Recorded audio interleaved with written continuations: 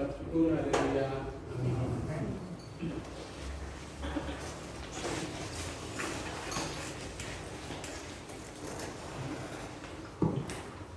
Puji Tuhan, saudara. Selamat malam, shalom. Shalom. Kita sudah memuji Tuhan dan juga sudah diberkati kesaksian dari Bapak Santo, dari Pak Yoel dan juga dari Bapak Chandra. Kiranya kesaksian yang sudah kita dengar hari ini bisa menguatkan atau membuat hidup kita semakin setia kepada Tuhan. Dan saatnya kita akan mendengarkan firman Tuhan. Sebelumnya saya akan mengucapkan terima kasih kepada Bapak Gembala meskipun malam hari ini tidak ada bersama-sama dengan kita. Kiranya Tuhan memberkati atas kesempatan yang diberikan kepada saya. Dan pada saat malam hari ini saya akan menyampaikan firman Tuhan yang saya beri judul pencobaan. Mari kita lihat di dalam kitab Injil Matius pasal 6 ayatnya yang ke-13. Matius pasal 6 ayat 13, kita baca bersama-sama ayat ini dalam hitungan yang ketiga. 1, 2, 3. Dan janganlah membawa kami ke dalam pencobaan, tetapi lepaskanlah kami daripada yang jahat. Karena Engkaulah yang mempunyai kerajaan dan kuasa dan kemuliaan sampai selama-lamanya. Amin. Nah, ayat yang barusan saja kita baca tersebut adalah salah satu penggalan atau kutipan kalimat dari doa Bapa kami. Nah, kalau kita melihat doa Bapa kami sendiri dalam Matius pasal 6 tersebut, itu dapat dibagi dalam dua bagian. Yang pertama, permintaan yang berhubungan dengan Allah dan kemuliaannya. Kalau saudara lihat di ayat-ayat sebelumnya, ada kata-kata dikuduskanlah namamu, datanglah kerajaanmu, jadilah kehendakmu. Itu berhubungan dengan Allah dan kemuliaannya. Kemudian kalau kita lihat di kalimat selanjutnya, maka bagian kedua akan kita ketemukan di sana permintaan yang berhubungan dengan kebutuhan dasar manusia. Dan kebutuhan dasar manusia di sana kita lihat ada dua hal. Kebutuhan dasar yang bersifat jasmania dan kebutuhan dasar yang bersifat rohania. Kebutuhan dasar yang bersifat jasmania ditunjukkan dengan kata berikanlah kami pada hari ini makanan kami yang secukupnya. Dan kebutuhan dasar manusia berikutnya yang bersifat rohania ditunjukkan dengan kalimat ampunilah kami seperti kami mengampuni orang lain, dan kemudian janganlah membawa kami ke dalam pencobaan. Nah, itulah ayat yang berhubungan dengan kebutuhan dasar manusia, baik dari sisi jasmani maupun dari sisi rohani. Dan ayat yang kita baca tadi itu artinya berhubungan dengan bagian yang kedua, kebutuhan dasar manusia dari sisi rohani. Dan janganlah membawa kami ke dalam pencobaan. Nah, tentang pencobaan ini, malam ini saya akan bagikan 3 hal kepada kita. Yang pertama, apa yang dimaksud dengan pencobaan. Dan yang kedua, mengapa kita harus berdoa, janganlah membawa kami ke dalam pencobaan. Dan yang ketiga, bagaimana sikap kita saat mengalami pencobaan. Nah, yang pertama, apa yang dimaksud dengan pencobaan? Nah, saudara, kata pencobaan di dalam bahasa Yunani ditulis dengan kata peirasmos.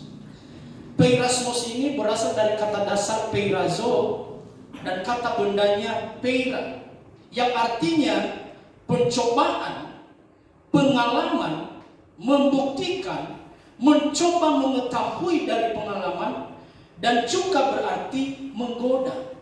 Itu pengertian kata peirasmos atau peirazo. Nah, kata peirazo ini ternyata adalah kata yang mengandung dua kemungkinan pengertian atau dua kemungkinan makna, tergantung pada siapa subjeknya dan apa motivasinya dan konteksnya yang diceritakan di dalam ayat tersebut berbicara tentang apa. Karena itu sangat menentukan pengertian pencobaan di dalam sebuah cerita dalam Alkitab. Karena kalau kita melihat tadi, pencobaan itu ada artinya pencobaan atau membuktikan. Tetapi ada juga yang namanya menggoda. Nah, ketika kita menjumpai kata pencobaan, yang mana yang kita pilih sebagai arti yang ditulis di dalam ayat tersebut? Menggoda atau membuktikan atau menguji. Nah, itu sangat menentukan. Nah, jika kemungkinan yang terjadi sebagai hasil dari pencobaan itu adalah kekudusan, maka kata peirazo bermakna menguji atau membuktikan. Nah, dalam pengertian ini pencobaan bersifat positif. Nah, ketika orang mengalami pencobaan, lalu pencobaan yang dialami oleh orang itu menghasilkan kekudusan, menghasilkan ketaatan, menghasilkan ketekunan kepada Tuhan, maka pencobaan dalam makna itu bukan pencobaan dalam arti negatif, tapi pencobaan dalam arti positif. Tetapi jika kemungkinan yang kedua terjadi sebagai hasil dari pencobaan itu adalah dosa dan pelanggaran terhadap firman Allah, atau melawan sesuatu yang dia pegang dalam keyakinan imannya, maka kata peirazo dalam hal tersebut bermakna mencobai, menjerat atau menggoda, sehingga pencobaan atau peirazo dalam pengertian ini bersifat negatif. Nah, peirazo atau pencobaan yang tujuan dan motivasinya bersifat negatif, pencobaan jenis ini adalah pencobaan yang bersumber dari iblis. Mengapa? Karena motivasi dan tujuannya adalah untuk membuat kita orang percaya jatuh dalam dosa, melanggar perintah Allah, atau menjauh dari Allah. Contoh, Matius pasal 4 ayat 1-3 ketika iblis mencoba Yesus di padang gurun. Maka Yesus dibawa oleh roh ke padang gurun untuk dicobai peirazo, iblis. Dan setelah berpuasa 40 hari dan 40 malam, akhirnya laparlah Yesus. Lalu datanglah si pencoba. Siapa yang maksud si pencoba di sana? Adalah iblis. Dan berkata kepadanya, jika engkau anak Allah, perintahkanlah supaya batu-batu ini menjadi roti. Kita sudah tahu semua ceritanya. Nah, ayat tersebut memperlihatkan bahwa kata peirazo di dalam ayat tersebut bersifat negatif karena sumbernya dari iblis, dengan tujuan agar Yesus jatuh dan menentang Allah. Lalu di dalam Markus pasal 12 ayat 13 dan ayat 15.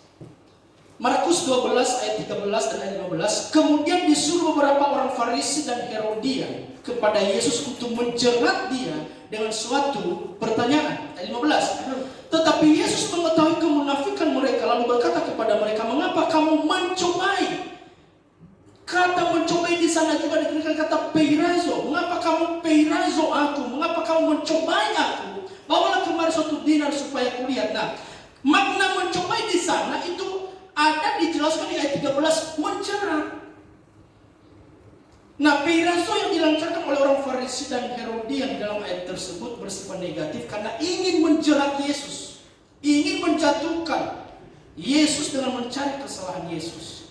Lalu dalam Galatia pasal 6 ayat 1, saudara-saudara, kalaupun seorang kedapatan melakukan suatu pelanggaran, maka kamu yang rohani harus memimpin orang itu ke jalan yang benar dan dalam roh lemah lembut sambil menjaga dirimu, supaya kamu juga jangan kena pencobaan. Peirazo. Nah, kata peirazo dalam Galatia pasal 6 ayat 1 dipakai dalam pengertian bujukan atau godaan yang tidak baik untuk berbuat dosa. Nah, dengan demikian, pencobaan atau peirazo dalam pengertian yang bersifat negatif dapat diartikan sebagai suatu upaya untuk seseorang jatuh dalam dosa atau melanggar perintah Tuhan. Itulah yang pernah kita lihat dalam cerita Adam dan Hawa. Ketika mereka dicobai oleh ular, digoda oleh ular di Taman Eden untuk memakan buah yang dilarang oleh Tuhan. Tujuannya supaya mereka melanggar perintah Tuhan. Itu namanya peirazo. Itu namanya pencobaan.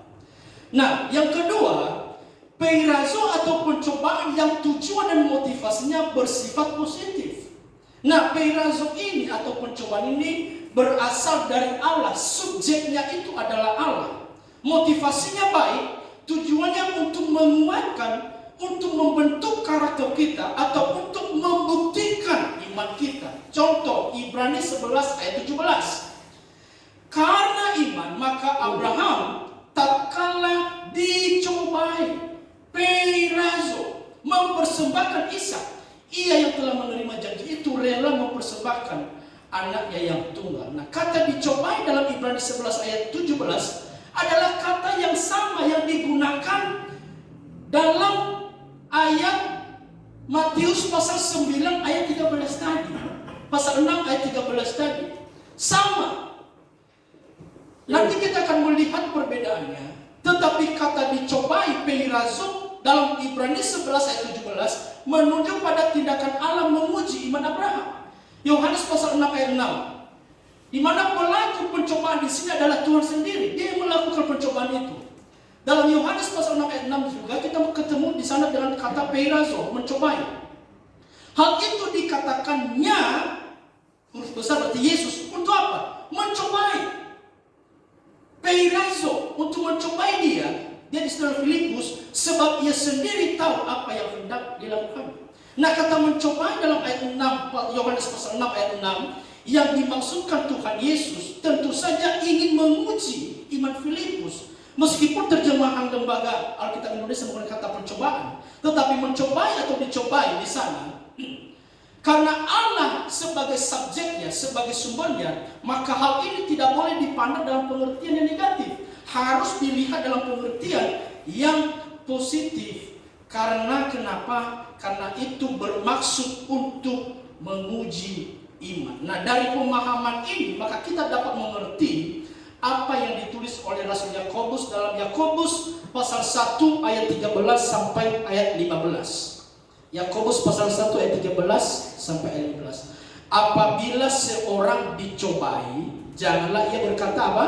Pencobaan ini datang dari Allah. Sebab Allah tidak dapat dicobai oleh yang jahat, dan dia sendiri tidak mencobai siapapun. Tetapi tiap-tiap orang dicobai oleh keinginannya sendiri, karena ia diseret dan dipikat olehnya.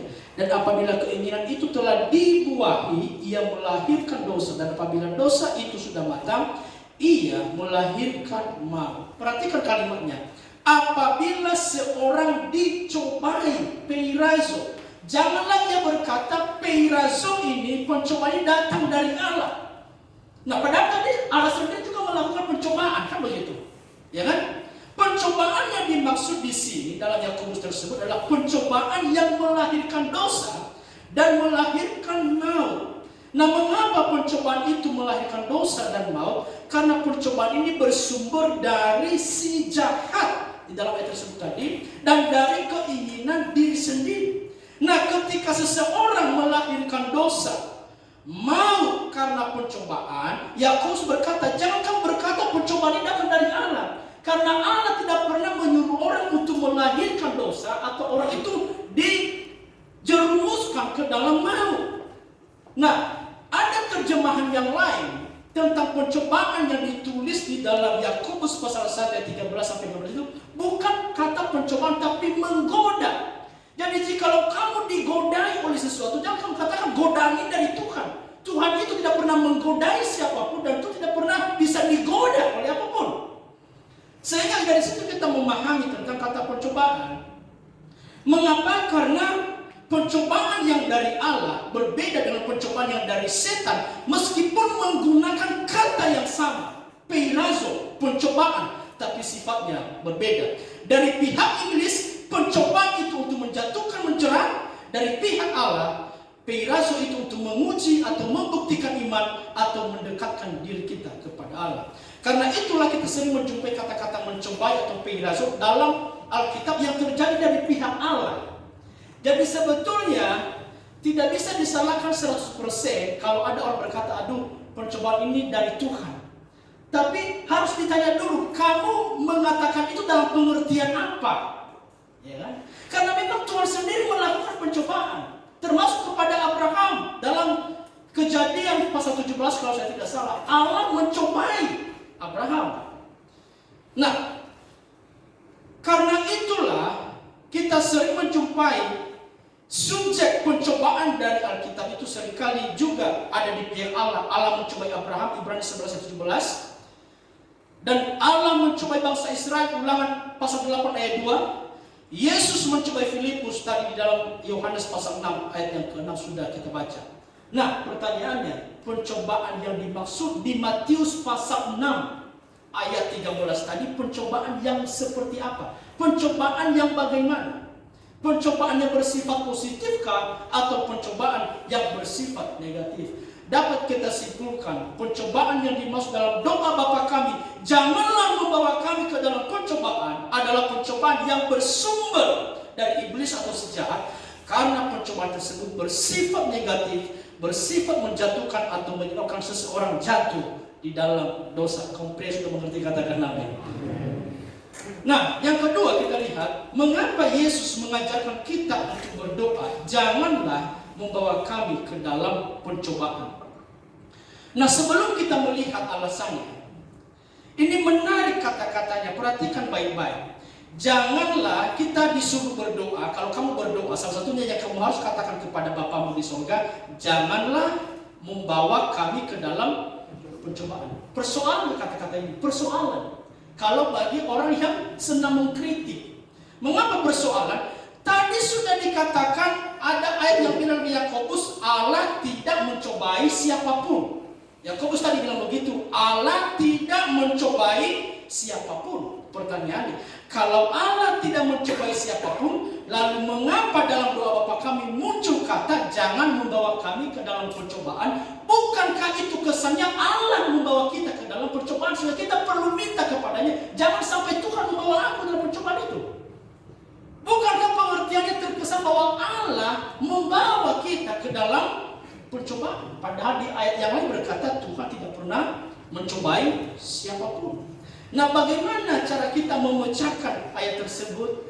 Memang ini sedikit pendalaman, saya mohon maaf kalau sedikit saya menyampaikan firman Tuhan ini dalam bentuk pengajaran ya.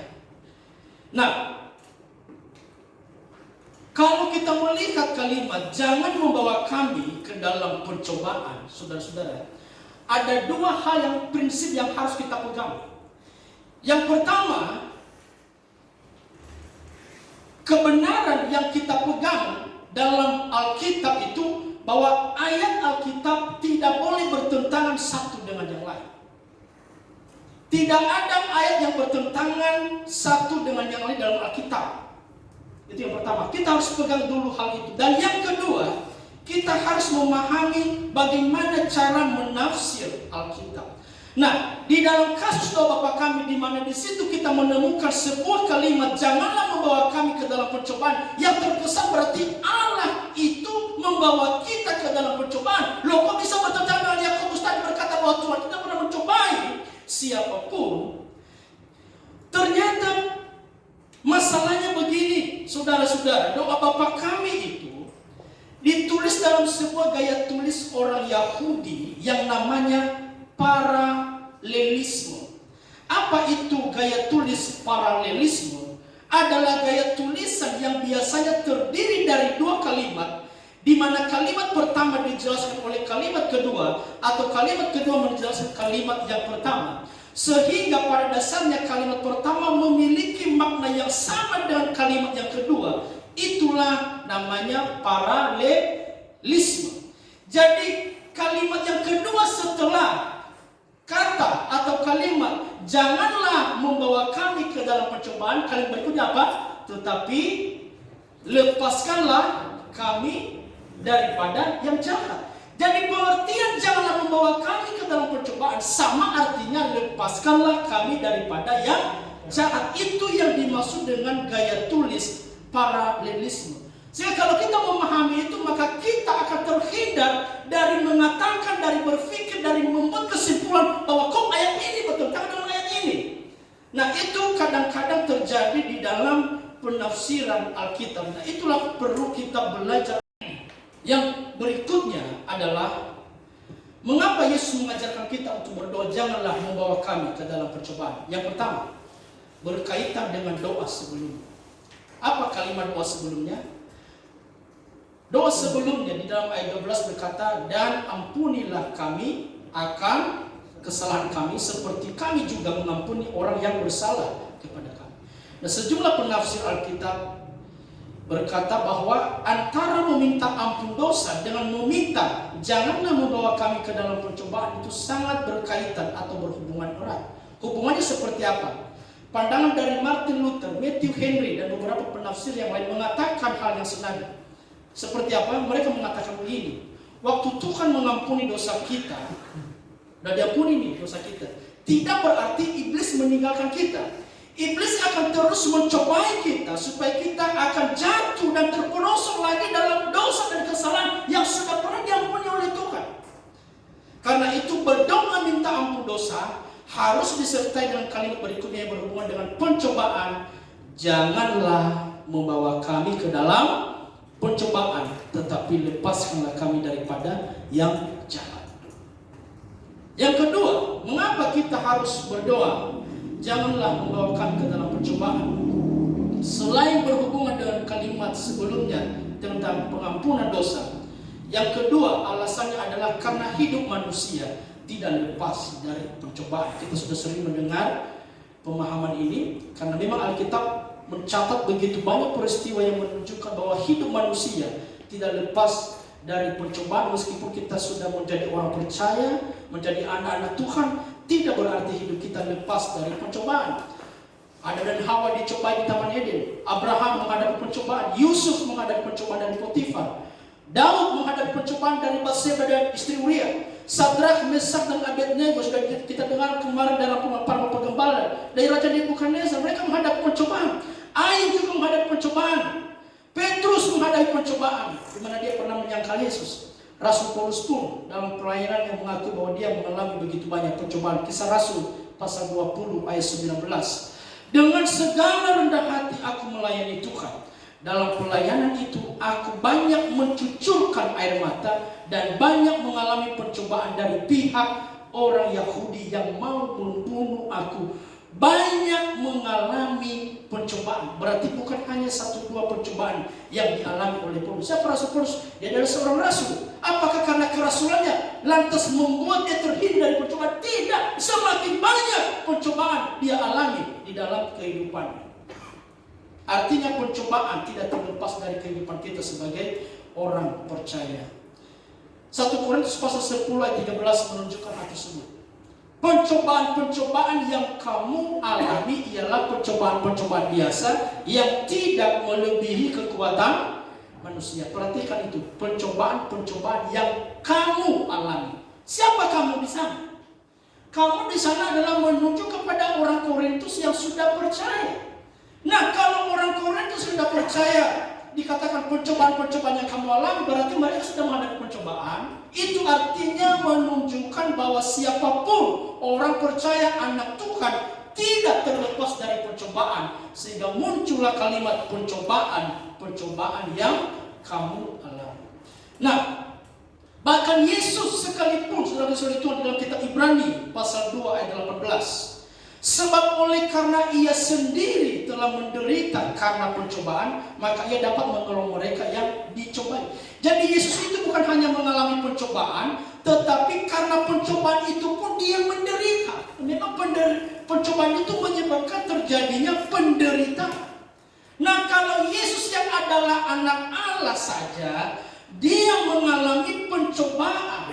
Yesus pernah bilang di dalam Matius pasal 10 ayat 24, seorang murid tidak lebih daripada gurunya, atau seorang hamba tidak lebih daripada tuannya. Artinya apa? Kalau Yesus mengalami penderitaan, kalau Yesus yang mengalami pencobaan sebagai guru kita, sebagai Tuhan kita, masakan kita yang adalah hambanya tidak mengalami hal yang sama? Karena kita tidak pernah lebih daripada Yesus sebagai guru, kita tidak pernah lebih daripada Yesus sebagai Tuhan. Artinya siapapun kita tidak pernah terlepas di dalam pencobaan. Karena itulah kita diajarkan oleh Yesus dalam doa Bapa kami, janganlah membawa kami ke dalam pencobaan.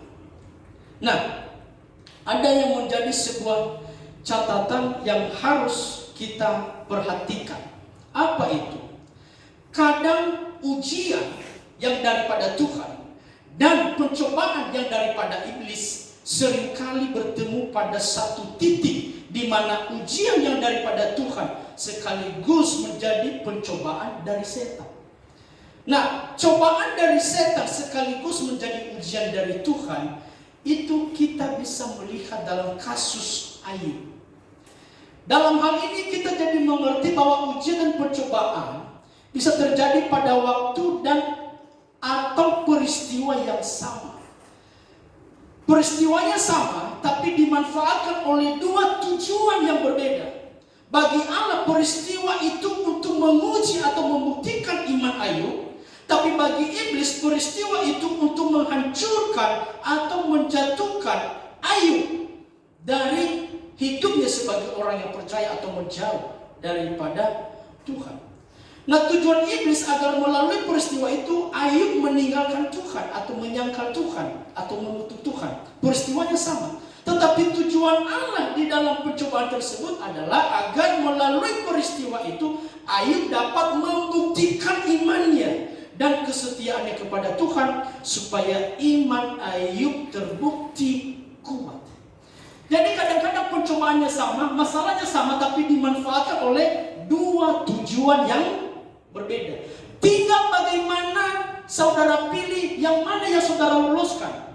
Saudara loluskan pencobaan itu sebagai pencobaan dari iblis, atau yang saudara loluskan adalah pencobaan itu sebagai ujian daripada Tuhan. Kalau saudara jatuh dalam dosa karena pencobaan itu, berarti saudara sudah meloloskan peristiwa itu sebagai pencobaan daripada iblis. Tetapi kalau saudara kuat, tetap teguh berpegang pada kebenaran firman Tuhan, maka saudara telah meloloskan pencobaan atau ujian itu, peristiwa itu sebagai ujian daripada Tuhan. Jadi ujian dari Tuhan dan pencobaan dari setan seringkali terjadi dalam waktu yang sama dan juga dalam peristiwa yang sama. Tinggal saudara pilih yang mana. Saudara meloloskan pencobaan atau saudara meloloskan sebagai ujian. Nah, yang ketiga, yang terakhir yang harus kita lihat malam hari ini adalah ketika kita mengalami pencobaan itu, apa yang harus kita lakukan? Yang pertama, berdoa. Katakan sama-sama, berdoa. Iya, jangan pernah kendor berdoa. Saya tadi sempat pinjam bukunya si Aro, pemahaman Alkitab setiap hari, karangan William Barclay. Nah, saya buka-buka tentang doa Bapak kami sebelum doa itu kan ada beberapa pemahaman tentang doa bagi orang Yahudi. Ternyata bagi orang Yahudi doa itu bagi mereka bagaikan tembok yang melindungi kehidupan mereka. Bayangkan, bagi orang Yahudi menurut William Barclay dalam pemahaman tersebut dikatakan seperti tembok yang mengelilingi, yang melindungi mereka. Makanya orang Yahudi itu senantiasa setia berdoa. Kenapa? Untuk menjaga diri mereka dari serangan-serangan pencobaan yang datang dalam kehidupan mereka. Itu sebabnya Lukas pasal 22 ayat 40, Yesus mengingatkan murid-muridnya. Setelah tiba di tempat itu, Ia berkata kepada mereka, berdoalah supaya kamu jangan jatuh ke dalam. Nah, apa yang membuat kita jangan jatuh ke dalam pencobaan? Adalah berdoa. Ya, tadi kita sudah dengar kesaksian daripada Mas Santo. Dia sempat mengalami kendor dalam ibadah, kendor dalam berdoa. Dan apa yang terjadi tadi kita sudah mendengarkan. Artinya kalau kita tidak berdoa berarti kita sedang kehilangan tembok perlindungan. Nah, kemudian yang kedua yang harus kita lakukan ketika kita mengalami pencobaan selain berdoa, yang kedua adalah bertahan. Katakan sama-sama bertahan. Yakobus pasal 1 ayat 12. Berbahagialah orang yang bertahan dalam pencobaan. Sebab apabila sudah tahan uji, ia akan menerima mahkota kehidupan yang dijanjikan Allah kepada barang siapa yang mengasihi Dia. Apa arti bertahan? Bertahan di situ artinya setia sampai mati. Tidak murtad, tidak menyangkal iman atau tidak meninggalkan Tuhan. Makanya dalam Wahyu pasal 2 ayat 10 di sana dijelaskan tentang kata bertahan. Wahyu pasal 2 ayat 10. Jangan takut terhadap apa yang harus engkau derita. Sesungguhnya iblis akan melemparkan beberapa orang dari antaramu ke dalam penjara supaya kamu dicobai dan kamu akan beroleh kesusahan selama 10 hari. Ini ada penafsiran tersendiri. Hendaklah engkau setia sampai mati. Setia sampai mati sama dengan bertahan. Dan aku akan mengaruniakan kepadamu mahkota kehidupan. Pertanyaannya, bagaimana bertahan? Kita sudah mengenal sebuah perumpamaan yang pernah disampaikan oleh Yesus tentang 2 macam dasar. Ada rumah yang dibangun di atas dasar pasir, rumah yang dibangun di atas dasar batu. Lalu datang badai, datang hujan. Pertanyaan, rumah mana yang bertahan? Yang dibangun di atas pasir atau yang dibangun di atas batu? Di atas batu. Itu artinya kita harus membangun iman kita, membangun hidup kita di atas dasar fondasi bangunan yang kuat, yaitu di atas dasar fondasi kebenaran firman Tuhan. Maka hidupmu ketika pencobaan datang akan tetap bisa bertahan. Bertahan dalam bahasa aslinya itu hupomone, yang artinya enduring. Daya tahan, memiliki daya kuat, tidak bisa digoncangkan oleh apapun. Dan yang terakhir yang harus kita lakukan ketika kita mengalami percobaan, ini yang seringkali susah untuk kita lakukan. Ini Alkitab berkata, berbahagia. Katakan sama-sama, berbahagia. Berbahagia. Saudara Jimmy kemarin bilang, bagaimana saya bisa berbahagia dalam percobaan? Baru 1 minggu saja saya sudah lemes, katanya. Apalagi 1 tahun, ini percobaan ini bagaimana? Tapi memang Alkitab berkata begitu. Nah, pertanyaan, bagaimana sih maksudnya berbahagia itu? Mari kita lihat Yakobus 1 ayat 2, ini ayat terakhir. Yakobus 1 ayat 2. Saudara-saudaraku, anggaplah sebagai suatu kebahagiaan. Apa yang kita anggap sebagai suatu kebahagiaan? Apabila kamu jatuh ke dalam berbagai-bagai. Pertanyaan saya, sudah pernah mengalami kebahagiaan ketika dalam percobaan? Biasanya enggak, saudara. Muka kita merengut, saudara. Biasanya kulit kita mengeriput. Anggaplah sebagai suatu kebahagiaan apabila kamu jatuh ke dalam berbagai-bagai percobaan. Nah, anggaplah sebagai suatu kebahagiaan. Sebetulnya itu berbicara tentang respon. Katakan sama-sama, respon. Respon kita saat menghadapi percobaan seperti apa? Nah, Ibrani pasal 10 ayat 35. Sebab itu janganlah kamu melepaskan kepercayaanmu karena besar upah yang menantinya. Nah, saudara tahu apa saat-saat yang berbahagia dalam hidup seorang pekerja? Adalah saat ia menerima upah dari tuannya. Apalagi kalau upah dari tuannya itu sangat besar. Nah, kalimat janganlah kamu melepaskan kepercayaanmu dalam Ibrani pasal 10 ayat 35 menunjukkan adanya tantangan saat kepercayaan atau iman itu kita pertahankan. Nah, apa tantangan saat kepercayaan atau iman itu kita pertahankan? Itulah yang namanya berbagai-bagai pencobaan. Nah, ketika kita ada dalam keadaan berbagai-bagai pencobaan, kita akan mampu berbahagia kalau kita mampu melihat upah yang besar di balik pencobaan itu, sehingga kita ada dalam keadaan bahagia. Ada dalam keadaan bahagia berarti kita mampu melewati pencobaan itu, kita terhindar dari persungut-sungutan atau dari perbantah-bantahan. Nah, orang yang mampu melihat upah yang besar di balik berbagai pencobaan, ketika dia menghadapi pencobaan itu, maka dia menghadapi dengan sikap yang bahagia. Contoh, saudara puji Tuhan, ini ayat terakhir ya, Roma 8 ayat 18. Nanti saya akan sedikit. Sebab aku yakin bahwa penderitaan zaman sekarang ini tidak dapat dibandingkan dengan kemuliaan yang akan dinyatakan kepada kita. Yang ketiga tadi, sikap kita dalam menghadapi pencobaan adalah berbahagia. Mengapa harus berbahagia? Nah, kayak gini saudara. Saudara merasa lebih enak mana? Karena mencuri ayam, saudara dipenjara 2 tahun, daripada lebih enak mana? Saudara korupsi 10 miliar tetapi dihukum 2 tahun. Lebih enak mana? Dihukum 2 tahun karena korupsi 10 miliar atau dihukum 2 tahun karena mencuri ayam? Lebih enak mana? Lebih enak korupsi. Ini firman Tuhan tidak mengajarkan kita untuk korupsi. Ini hanya sebagai perbandingan. Oke? Supaya kita tahu kenapa sih mesti saya berbahagia ke dalam penderitaan. Jadi masuk dalam penjara itu enak enggak? Nggak enak. Tanya kepada orang yang sudah pernah masuk dalam penjara. Pasti penderitaannya luar biasa. Nah, Paulus berkata dalam Roma pasal 8:18, sebab aku yakin bahwa penderitaan zaman sekarang ini tidak dapat dibandingkan dengan kemuliaan yang akan dinyatakan kepada kita. Saya balik. Saudara mau menderita karena nanti Tuhan akan Tuhan kasih kepada saudara 1 ekor ayam. Saudara berbahagia? Atau saudara berbahagia dalam penderitaan karena nanti setelah penderitaan itu Tuhan siapkan istilah di sini upah yang besar. Kita nggak tahu seperti apa. Katakanlah jumlahnya itu misalnya triliunan kurang lebih. Ini supaya saudara mendapat gambaran. Kenapa sih kita mesti berbahagia dalam percobaan? Saudara berbahagia mana? Berbahagia karena menderita tapi upahnya cuma seekor ayam, atau berbahagia walaupun menderita tapi nanti upahnya sangat besar? Pilih mana? Jadi sudah tahu ya, mengapa kita harus berbahagia dalam percobaan, apalagi dikatakan pencobaan zaman sekarang ini tidak dapat dibandingkan. Artinya nggak sebanding. Mana sebanding hukuman 2 tahun karena korupsi 10 miliar, nggak sebanding Pak. Nggak sebanding. Harusnya hukumannya itu 50 tahun baru sebanding.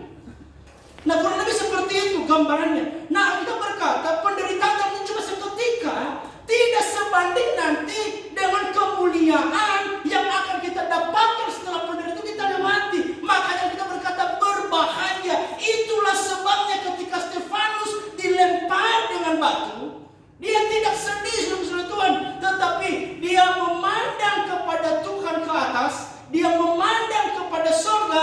Kenapa? Karena di sana dia melihat upah yang besar.